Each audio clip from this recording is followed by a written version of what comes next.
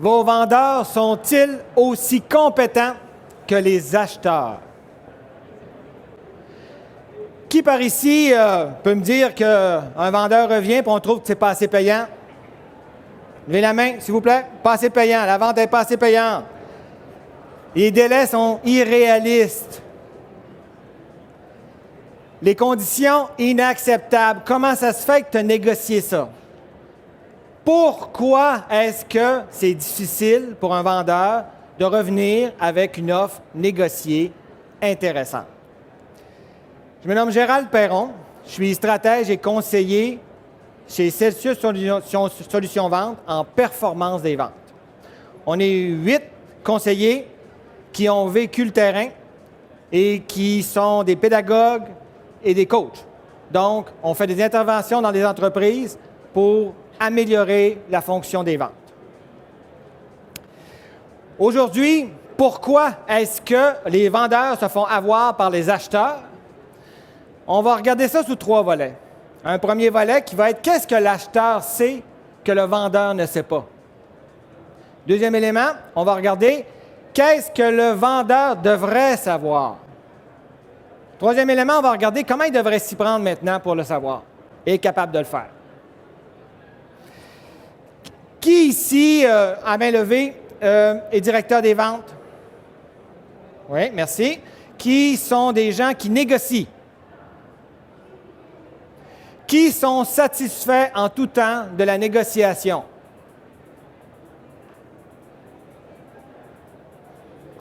D'abord, on va regarder quel événement, comment est-ce que c'est équitable ou non le combat qui s'engage entre l'acheteur et le vendeur. D'un côté, on a le vendeur, qui est souvent la meilleure personne chez vous, qui était dans son domaine d'affaires, qui avait de belles qualités relationnelles, et il est devenu directeur des ventes. Cette personne-là, sa force, c'est de charmer, c'est d'accrocher aux besoins une valeur que votre entreprise a. Sauf qu'il n'a pas étudié là-dedans. C'est un autodidacte. Donc, vous avez d'un côté le vendeur qui vient du terrain et qui a évolué. De l'autre côté, dans l'autre coin du ring, on a l'acheteur. Cet acheteur-là, c'est souvent un professionnel qui gagne sa vie chaque jour à rencontrer des fournisseurs comme nous. Lui, il connaît 64 moyens d'avoir la meilleure offre. Le combat est inégal. Ce n'est pas de la négociation, c'est une catastrophe. Et c'est pour ça que le vendeur aborde la partie négociation avec frayeur, crainte. Alors que l'acheteur, il est dans la hâte. Lui, il sait comment faire ça. D'après vous, quand débute la négociation? Je vais vous dire des situations. Si vous pensez qu'on est en égo, levez la main. C'est trop cher. C'est tentant, hein? C'est trop long. C'est trop petit. On n'est pas en égo, on est en vente. Quand la personne vous dit « Peux-tu faire un effort? » Là, on est en égo. On va faire une analogie. Ceux qui écoutent les Olympiques, vous écoutez des fois le 4 x 1000 mètres, et quand arrive le dernier tour, il y a une cloche qui part. Et là, vous voyez les coureurs, là, ils accélèrent. Quand votre client vous dit « Peux-tu faire un effort? » il devrait avoir une cloche qui sonne. Parce que là, votre attitude n'est plus la même. Pourquoi? Parce qu'avant, vous étiez en vente, votre devoir était de charmer, de créer des liens, de faire une relation gagnant-gagnant. Vous venez de basculer maintenant en négociation. Et en négociation, votre objectif, c'est d'avoir la meilleure affaire. Et la meilleure affaire pour votre acheteur et pour vous, ce n'est pas la même chose. Et c'est un des problèmes qu'on rencontre à demander à nos commerciaux de négocier. On leur demande de changer la relation avec leur interlocuteur. Et souvent, les raisons pourquoi on les a engagés, c'est parce qu'ils étaient vraiment bons dans le relationnel et dans la proposition de valeur. Alors que les talents que ça demande pour dire non au client, c'est d'autres talents. Ce que l'acheteur sait que le vendeur ne sait pas, avant de s'asseoir devant lui. Il connaît ses 64 méthodes pour obtenir le meilleur prix. Il a étudié, c'est documenté. À l'école, ils apprennent ça.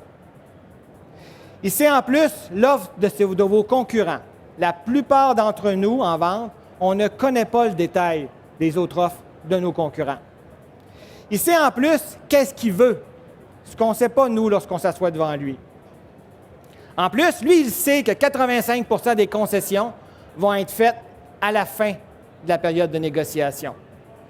Si la personne aux ventes ne le sait pas, elle pense qu'elle est en train de réussir la négociation, mais le pire est à venir.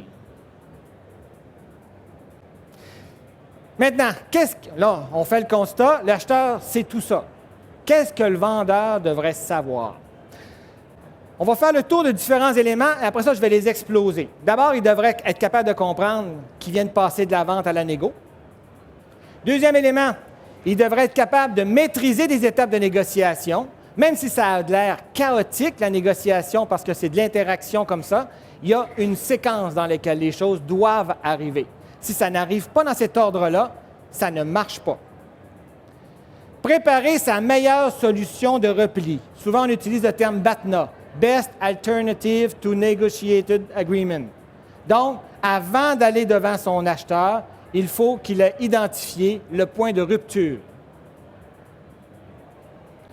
Préparer sa liste de checkpoints. On va voir en détail. C'est donc tout ce qui va se négocier et quelles sont les conditions à laquelle je suis prêt à les négocier.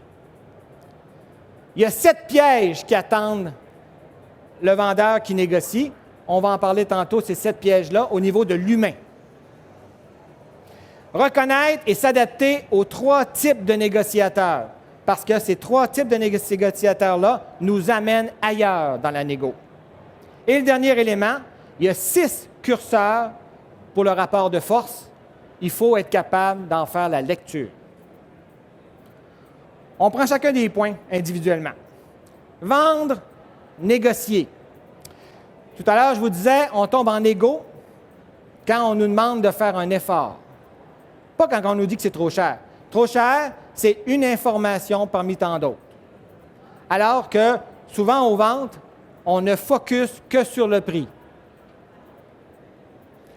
La vente et la négociation, c'est 2 étapes différentes. La vente, on est dans la prospection, on crée des contacts, on crée des liens, on crée une relation, on explore les enjeux, on explore les besoins.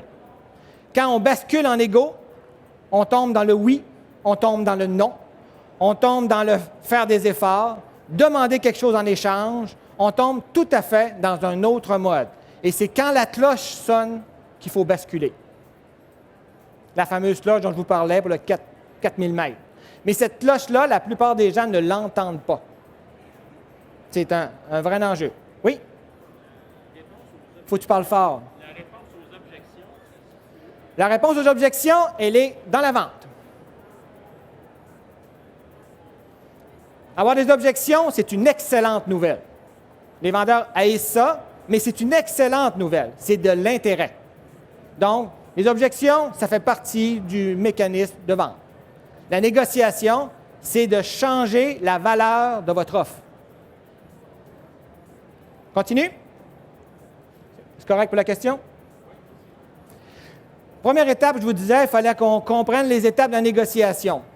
Les bonnes formations en négociation vous font passer à travers 5 étapes. Une des plus importantes, c'est la première, la préparation. Là, je vais vous raconter une anecdote. On avait un de nos collègues de France, Frédéric Vandeuve, d'Halifax Consulting à Paris, qui vient de donner une formation à une grande entreprise à Paris, où est-ce qu'il y avait dans sa salle et des vendeurs et des acheteurs, et il donnait une formation sur la négo. Donc, pensant bien faire, il dit, en retour de la pause, les acheteurs vont être des acheteurs, les vendeurs vont être des vendeurs. Voici un cas. Pratiquez-vous. Là, il nous raconte ça, on riait bien drôle, parce que là, il dit, les acheteurs ne sont même pas allés en pause. Ils sont assis, ils ont sorti leur bloc-notes, et là, ils ont tout rempli leur checkpoint. Ils ont tout rempli ce qu'ils voulaient faire. Les vendeurs sont à la machine à café, ça rit, c'est drôle, tu sais, ils ont confiance. Hein. Ils se sont fait lessiver. Lessiver. Là, il trouvait ça drôle parce qu'il venait de leur expliquer tout ce qu'il ne fallait pas qu'ils fassent. et ils l'ont fait. Donc, ce que ça illustre qu'il y a des tempéraments et il y a de la compétence en acheteur, en vendeur, et ça peut être notre plus grand piège, nous, les gens commerciaux, lorsqu'on bascule là-dedans. Donc, préparer sa négo, première grande étape. Deuxième, défendre son offre. Donc, il faut défendre ça tout le temps. Il y a toujours quelque chose, on a proposé quelque chose, première étape de le défendre. Après ça, engager l'interlocuteur dans le processus de négociation. Donc, comprendre jusqu'où il nous amène. Troisième chose, avancer dans les concessions mutuelles. Qu'est-ce que ça veut dire, concession mutuelle? Ça veut dire que je ne donne rien sans avoir reçu quelque chose. Ultimement, je le reçois avant de donner. On va aller plus en détail tout à l'heure là-dessus. Dernière étape, limiter les efforts. Une bonne période de négociation, plus on avance, plus ça fait mal. Plus notre interlocuteur en face de nous, qui est l'acheteur, doit comprendre que l'effort augmente à mesure qu'on avance. La douleur va augmenter. Donc, ça part plus facile et ça finit plus dur. Avec ce que je vous disais tout à l'heure, que 85 des concessions viennent à la fin, et un bon petit défi. L'autre élément, c'est préparer sa solution de repli, le mésoré. Qu'est-ce que ça veut dire? Ça veut dire qu'avant même de rencontrer, on décrit quel est le point de rupture. Donc, ça nous permet, nous, à se préparer à perdre. Donc, la situation de perdre, on commence à la reconnaître. Deuxième élément, évaluer l'objectif, les atouts qu'on a. Donc, qu'est-ce qu'on a pour défendre notre prix, défendre notre offre?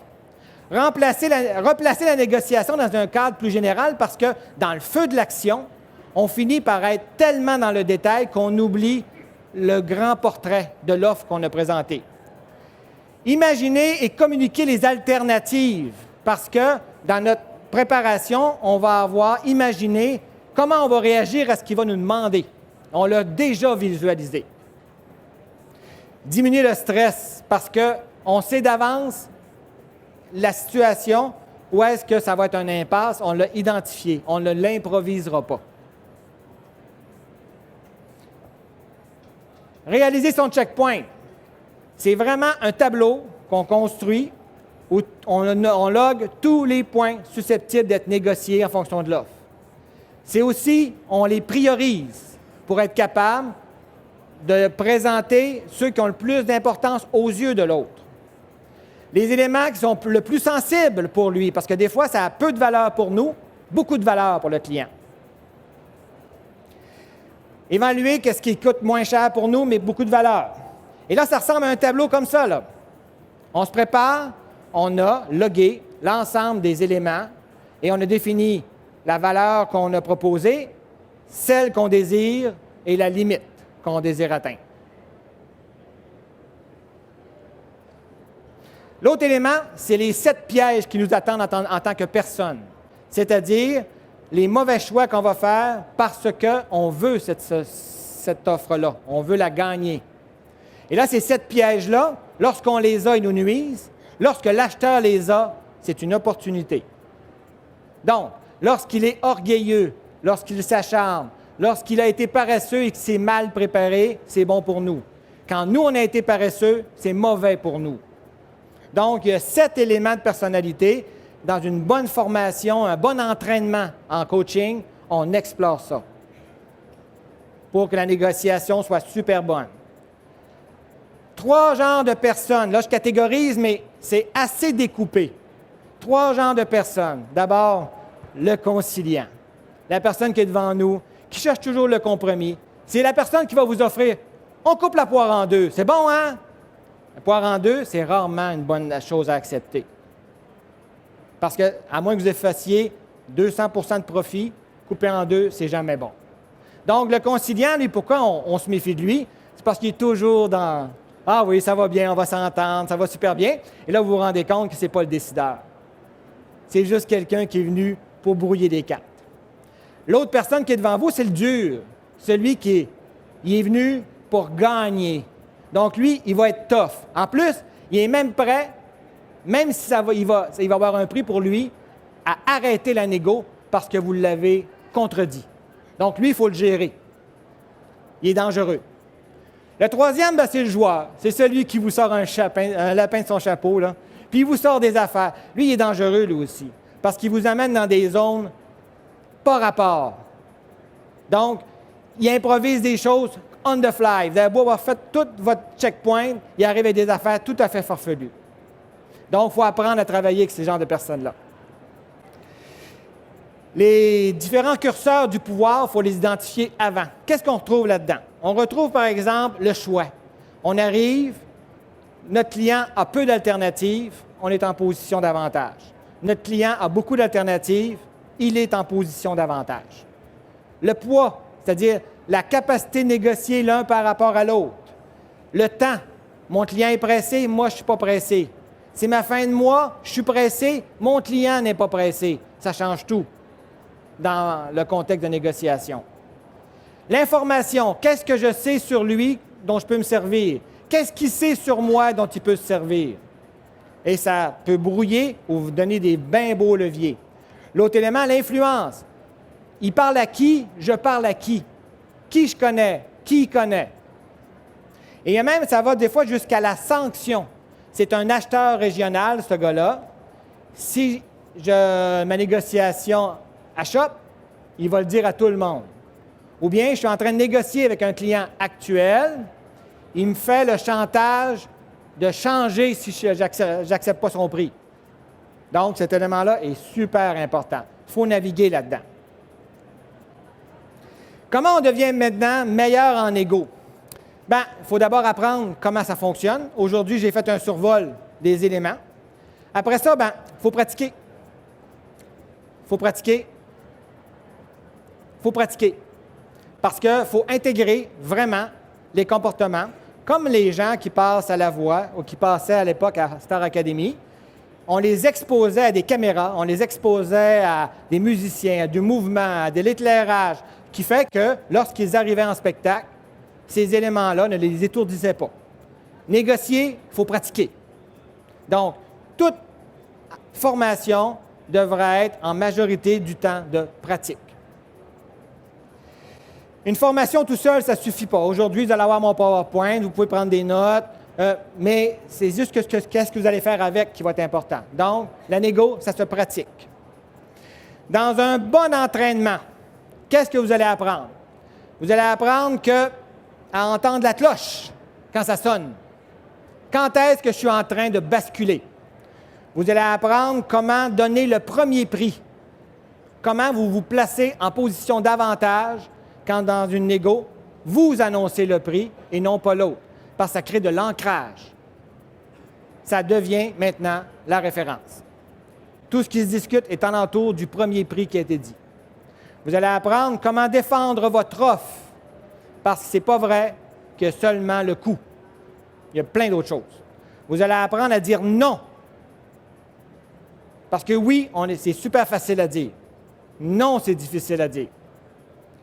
Vous allez apprendre une contrepartie que vous obtenez avant de faire une concession. C'est tout à fait l'inverse qu'on fait d'habitude. Je vais faire ça, mais serais-tu prêt à? Non. Donne-moi ça et je vais évaluer ça. C'est un modèle totalement inversé. Et c'est une grosse partie de la négo, de la réussite de la négo. En plus, vous allez apprendre comment ça va devenir de plus en plus difficile pour votre acheteur à mesure que vous allez lui concéder des choses. La prochaine concession va lui coûter plus cher. Et il faut qu'il arrête d'en demander. Pourquoi est-ce qu'on fait ça? C'est parce que seulement à donner des choses, ça n'a plus de valeur. Il faut qu'il y ait un prix pour quelque chose que vous donnez. Il faut qu'il y ait une condition, une contrepartie. Sinon, il va demander, il va demander et il va demander. C'est un changement de paradigme complet. Vous allez apprendre aussi 2 phrases magiques. Mis à part ces points là, qu'on vient de jaser, là, on est-tu d'accord sur le reste? Donc là, vous allez savoir s'il y a un agenda caché. Parce que là, si vous connaissez les 2 ou 3 points sur lesquels vous allez négocier, vous connaissez la latitude que vous avez. vous savez qu'il n'y aura pas quelque chose qui va popper à la dernière minute. L'autre phrase que vous allez apprendre par cœur, OK? Maintenant, si on trouve un accord sur ces points-là, êtes-vous prêt à signer? Donc, si j'enlève ma chemise, est-ce que je pars avec un contrat? Et ça, s'il n'est pas prêt, c'est parce que vous n'avez pas le décideur devant vous. C'est intéressant de le savoir, ça. Peut-être qu'il vous a fait sentir qu'il était le décideur, mais ce n'est pas lui. Donc, quelqu'un qui vous dit « Non, je ne suis pas prêt à signer », ça veut dire que la vente n'est pas finie. C'est important. Juste après, on a un atelier pratique de ce que je viens de vous exprimer, juste ici à la salle VIP, Stratégie PME, pendant 1 heure. Si vous venez nous rencontrer là, on va vous faire essayer, vivre 2 expériences. Une expérience de négociation face à face et une rétroaction là-dessus. Et un deuxième volet où on va vous faire essayer ce qu'on appelle un jeu sérieux, un serious game, où est-ce que vous pouvez pratiquer la négociation et avoir un feedback, un coach virtuel. Parce que la négociation, ça se pratique. Donc, on va vous montrer un cas concret que vous pouvez faire dans vos entreprises et un cas avec des outils.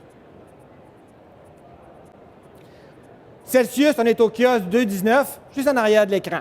Vous avez des questions? Venez nous voir, on va y répondre. Merci tout le monde.